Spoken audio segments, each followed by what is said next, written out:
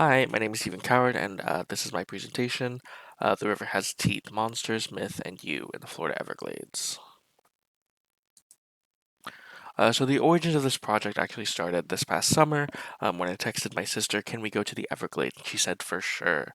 So I'm from Miami originally, and so the Everglades is my kind of home park. It's that K through 12 park that you go to on field trips. So it really has a localized meaning for me. And when we visited, one of the things that I noticed and that I found important was the role of outdoor wayside and interpretive signage within the actual park landscape. And you can see a lot of these waysides are very familiar to us. They offer a low profile language about the flora and fauna directly involved with the site itself. And sometimes they're precursors to trails, sometimes they're dotted along actual hiking trails and paths themselves as they call out, as they enhance the visitor experience for people as they go through the park. And one of the things that I was thinking about as I've been going through this project and developing it was what are the opportunities in nature-based interpretive storytelling, and kind of how can the signage and these interpretive waysides be pushed further to connect to the visitor experience, and how can they um, give us more and connect emotionally. So my thesis statement that I developed is actually talking about the role of outdoor wayside exhibits in natural parks, and how they maybe fall short in terms of facilitating a sense of connection and emotional investment between visitor and place. And I've been developing these specific strategies that relate to site-specific engagements, interpretive storytelling, and directed facilitation between audiences. And that in doing so, these wayside exhibits can provide a sense of place that contributes to a deeper understanding of local ecological narratives for multi-generational visitors. So the exhibit title itself comes from this wonderful article by Stephanie Livingston, where she talks about this encounter that she had as a child with the alligator snapping turtle that promptly snapped a stick in two with her father, and he says it'll bite your toes off. And I love this quote that the way that she describes is that as we watch the creature slip back into the Suwannee River that slices through millennia-old limestone in rural North Florida, where I grew up, a reptilian, living fossil sinking into unknown depths, and that the river has teeth, I learned that day, but can defend itself. And I think we'll be talking about the Florida Everglades a lot, and it's important to think about the Everglades as a kind of living ecosystem that is actually in constant need for defending, and specifically because, and I'll go into it, a lot of it has to do with the role of water and water resources. So the exhibit itself is called The River Has Teeth and is a temporary outdoor exhibition in Everglades National Park that examines our relationship to water as a resource in this complex ecosystem. And we'll be using monsters as an interpretive technique that helps to reframe our understanding of ongoing, daunting, and urging issues as some that can be faced with creativity, self-actualization, and interpersonal relevance. So part one, monsters. So I've been kind of referring to the Everglades as a beast unto itself, and I love this quote that describes it as a study in half tones, not bright, broad strokes of a full brush, as is the case of most other national parks, but instead there are lonely distances, intricate and monotonous waterways, birds, sky, and water. So I think it's important to think about the Everglades as this fully formalized ecosystem that relies on water, that is this kind of massive beast. And is I think has seven different habitats, but yeah, it's a just very large kind of ecosystem. And here you can see on the actual park itself, it's at the very tip, at the very southern border of the state of Florida, neighboring the Big Cypress National Preserve. And when we talk about the park, we talk about the relationship to water, and it really relies on role of water. And it's often called the River of Grass, and that's because Lake Okeechobee, which you can see towards the north, historically the water has moved from Lake Okeechobee down the entire state, almost like a sheet of water, eventually leading out into Florida Bay, the Gulf of Mexico. But what this does is that over the last couple centuries, as the state boomed as it developed. A lot of this water that came from the lake was actually turned into canals, turned into reservoirs. It was moved, it was diverted to city use. It's taken by agriculture, and what that eventually means is that the Everglades, which is located at the very bottom of the state, is kind of given whatever water is left, and that doesn't always imply quality or quantity. And for the site of this project, we're going to be working within the actual park. It's actually a pretty remote space in the park, so it's just off this main park road at the Westlake Trail. And here you can see on the bottom right image, it's one specific road, an entry with a parking lot, a small cul-de-sac, and a comfort station. One of the important things and why I kind of picked this site was that it is partially already developed, so there wouldn't be any need to clear space. There's already pretty open space, and it also has a half-mile mangrove boardwalk that's ADA compliant that eventually leads out into this vista overlook on the bottom left, image, but it leads out into this beautiful open vista of the West Lake. So just a quick note on our clients and sponsors. Our two clients are Friends of the Everglades and ARI, and our sponsor is REI Co-op. Friends of the Everglades is a nonprofit that really focuses on protecting and restoring the only Everglades in the world, and they do a lot of educational awareness and educational outreach, but they also do a lot of social and political work that I think is a good comparison because we're not just teaching people about the Everglades and what it does and how it functions, but we're also teaching them um, what action is being done currently and what is ongoing action. So there's kind of two sides to that coin, but we're specifically talking with this exhibit in terms of spreading awareness of the importance of the Everglades to the South Florida ecosystem. And then our two other clients and sponsors, ARI, which is a nonprofit organization that do monthly artist in residence programs within the park. And one of the things I wanted to pull from was that they do a lot of live event work. They do a lot of lectures that specifically relate to interpretive storytelling within the natural environment and local narratives. And then our client is REI Co-op, and they really are founded on this idea of they talk about, of course, recreational equipment. But that they talk about this wild, untamed natural places that we find our best selves, and creating creating an initial valued relationship between how we experience the outdoors and ourselves. The three kind of audiences that I'm defining for this primary audience, it is local, multi-generational families. And what that means are families looking for a day trip, maybe some fresh air, some time away from the city, and that designing for this audience means creating dynamic and engaging experiences for everyone in the group. And that within designing for this group, there's opportunity to facilitate conversation and connection within the party itself. For our secondary audiences, we're looking at K through 12 student school groups and educators and adventure camper and bird watchers. So this K through 12 group are students that are being brought on a field trip to learn. They're going through a facilitated experience with a park ranger, with educators. Um, and a part of this experience relates to how the students are actually given a lot of information before even entering the park, because this would ideally be woven into the curriculum leading up to the experience if they do visit. And for adventurers, campers, and birdwatchers, I like to describe them as like wilderness hobbyists, and that they see the park at its closest through kayak, hiking, camping.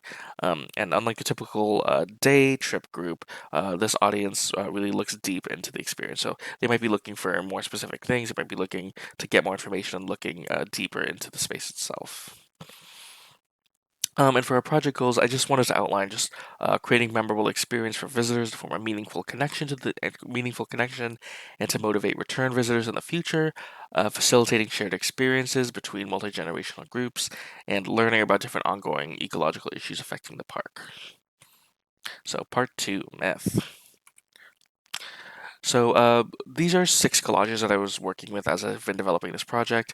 Each one specifies a different issue affecting the park, and a very basic kind of moral that is our common understanding of how we understand these spaces. So someone might not understand a toxic algae bloom, but they do understand that green isn't always good. As kind of a catchy phrase, and they might not understand agricultural sugar cane burning, but they do understand this idea of being a good neighbor to others. But you can see through these collages, these are part of my research, just to create a visual identity, but also to provide context for what are these issues? What are the kind of history and meaning behind these issues? And what it led to was the breakdown of these four specific points of where we're pairing all of these 4 points into one distinct key concept area. So morals, habitats and places, flora and fauna, and then an ongoing ecological issue. And we're wrapping it up in kind of an overarching narrative of an interpretive ecology. And what this does is not only provide information and content, but it creates multiple points of entry and understanding within the same visitor group. So in maybe a 4 or 6 person visitor group, not everyone might lead to one specific area. They might not all be interested in the habitat of the place, but they might be interested in the flora and fauna. So if you have different multiple points of entry that visitors can enjoy, you can start to facilitate connection and almost purposeful gaps of information so that you can communicate with each other and talk about, oh, this is related to this, which is related to this. And having that be a part of the experience itself and creating a conversation and facilitation between these multi-generational audiences. And you can see here, these are the 7 that I've identified, where we're pairing a real life location, a moral, an animal, or a flora fauna, and a ongoing issue. So part 3, the sexual walkthrough. So before you even enter the exhibit, you might have encountered different urban collateral that are placed within the local urban environment, and this is really looking to bring locals in as well. So we're placing them within the city, within a local city, so Homestead, Miami, Everglades City, and specifically making them in English, Spanish, and Creole. So let's say you enter the park. Here's the first, you kind of first encounter the visitor center, and on the left you can see the initial wayfinding that's on the ground. And this is actually going to be continued into the exhibit, so it just orients people a little bit to this visual language. And then as you enter the visitor center, you can actually see some graphics, some information, and then an actual flyer that can be taken away. Because I'm also imagining that within the kind of overall park experience, that the exhibit itself would just be kind of one stop as visitors drive down the entire way. So this would ideally be, excuse me, this would ideally be one stop in the visitor experience. So people drive, they might hop out of the exhibit and then continue to explore other trails, other parts of the Everglades, and maybe ending in Flamingo, which is at the very end of this road. And then because this is an outdoor exhibit, we have most of our collateral and products that are located within these visitor center gift shops. And these are mostly branded outdoor, a lot of outdoor merchandise, keychains, tote bags, camping mugs, hats. And these would all be branded to match the current visual identity system. So as you're driving down the road, you are alerted to different parts of or different exhibits coming up. So here's the roadside signage that just indicates building on like, the existing roadside signage of that orients you as you're driving down the park road.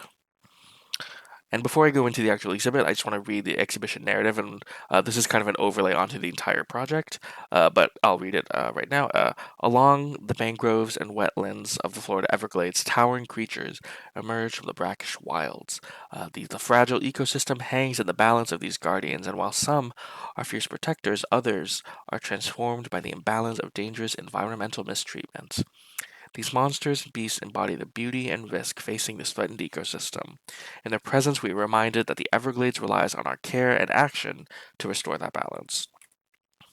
So this is just a quick reminder for the site, with that main park road, driving into the parking lot with a cul-de-sac, and existing comfort station with the half-mile mangrove trail. All right, so you're driving down. You see the initial visitor exhibit entry signage. This is a passenger seat. I don't drive, so this is what I would see personally. But as you drive in, you drive under this big canopy that has metal cutouts in the shape of water, so that as you're driving through, you're actually entering into this water, and I've been calling it driving in head first, but there you encounter this shape of water above you that creates shadows onto the roadway with fish. And as we're moving into the actual exhibit area, you'll see that we start out from the top, on the top of the image, and this white wayfinding is actually what guides you through the exhibit itself. So you might start at the top, go through this initial portal, and you'll actually notice that the fish are small before you enter the exhibit, but once you go through, the fish get bigger or you get smaller. And here we have our central kind of hub for the experience, that is kind of central to the overall meaning. And at number 7 is the comfort station, and we're actually building into existing elements of the site that are already. So we're kind of overlaying this exhibit onto all aspects of this part of this area. And organizationally, what people might not realize is that the way that the exhibit is organized is the same way that water itself flows within the park. As visitors enter from Lake Okeechobee, they travel the same way that water does and encounter the same issues that water does, eventually leading into Florida Bay at the very bottom of the state. So this is our kind of initial entry. You can see it's a large brown water snake that is slowly slithering back into the woods with its tail wrapped around this observation deck. And here visitors enter underneath its body that creates a small portal. And what this does is that it defines portals and gates as important because we're being transferred into this magical place where we can see these giant monsters and see these beasts and uncover the different exhibit information. And what it communicates is that this maybe isn't your typical outdoor exhibit. So you can see here, once you enter, you encounter this 16-foot observation tower, and while 16 feet might not feel like a huge amount, in the Everglades where the topography changes by the inch, and that makes a huge difference, 16 feet can maybe get you above the tree line, gets you to look over the park, and maybe you can see the lake in the distance. But you can also see on the bottom, here is the initial exhibit entry. And just a quick note on the graphic, the visual identity system relies a lot on this collaging effect that's brought out from historic maps, historic images, naturalist imagery, flora and fauna, and then patterns. We're integrating toxic algae, geologic patterns, and this ongoing water motif that's brought into the wayfinding. So here's just some quick examples of that imagery. So this is from the initial signage, but you can see we're using these rich jewel tone colors that stand out from the natural greens and blues of the actual site.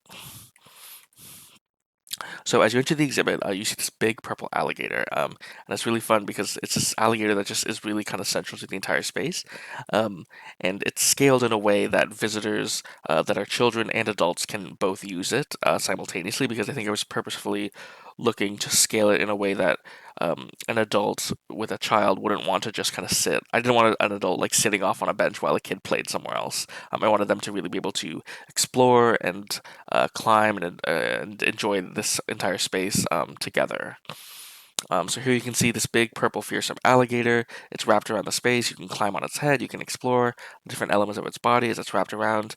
And one thing that you realize is that as you enter this kind of center area is that this area is not just that the alligator itself is a mother and that it's protecting its eggs and it's a nest and you've entered into this nest and in this nest are eggs that are embedded into the ground and you can see center kind of this almost campfire effect.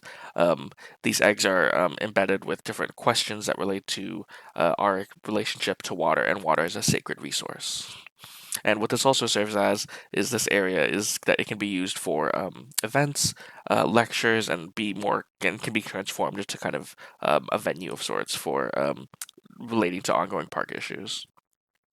And I'll just quickly talk about rehoming the site, but talking about temporary work for the exhibit is that after the exhibit would be concluded, which it ends at the conclusion of the dry season, that the rest of the elements would be removed and relocated to a different part of the site, while the only kind of part that would stay would be this central area. And then on the right, you can see that these would be relocated to more kind of urban areas that can serve as marketing for the park itself, but also still provide some semblance of the experience and be kept in a way that it's the maintenance can be a little bit more upkept because it's closer and less remote. So as we're kind of continuing into the experience, I'll kind of just talk about different elements, but here we're entering this burnt sugarcane field, and if you're not aware, burnt sugarcane is an issue because farmers will burn the sugar to get rid of the outside casing and the leaves, so it's easier to process, but because of that, it creates a lot of smoke and bad air quality, and the air quality really affects the local neighbors that exist within that exist in proximity to the park site. And here you'll actually walk up to press a button or sensor, and you'll be able to hear just small first-hand perspectives of visitors who are affected by these issues. So if at kind of a larger scale you don't understand sugarcane burning or understand the role of agriculture in the Everglades, you can understand someone saying, this is how this affects me, and it's really negative for my health, and creating some space for empathy there. In this other area, we're talking about the Florida Panther. We're talking about the way that these two highways cut through the park and how that really started to fracture the way that water could flow, the way that animals used to navigate their territory. So we're giving it's being created a kind of arduous path that visitors have to encounter as they walk through the space. And there's different graphics that are around it and these big panther lenticulars, but we're learning about just through experience what these animals kind of role play or experience as we go through this activation. So this area is talking about the tarpon, which is a large fish, but here we're talking about the role and the balance of saltwater, freshwater, and brackish water. So you can see on the left you have these series of discs, and it's a multi-sided activity where a group or a few people might walk up and they trying to just spin these discs enough that they match, but they're all kind of a little bit off kilter. So it would be a gradient that would be representative of like a freshwater, a saltwater, and a brackish water, and what you're trying to do is trying to just make them all on the same side, just to kind of orient yourself to like what is this actual water. And here you have these big oil rigs, and this is just kind of a display. But as you look up into each specific one, you'll see these small silk screen prints of different wildlife. And from one side to the other, it leads you from brackish creatures to freshwater to saltwater wildlife.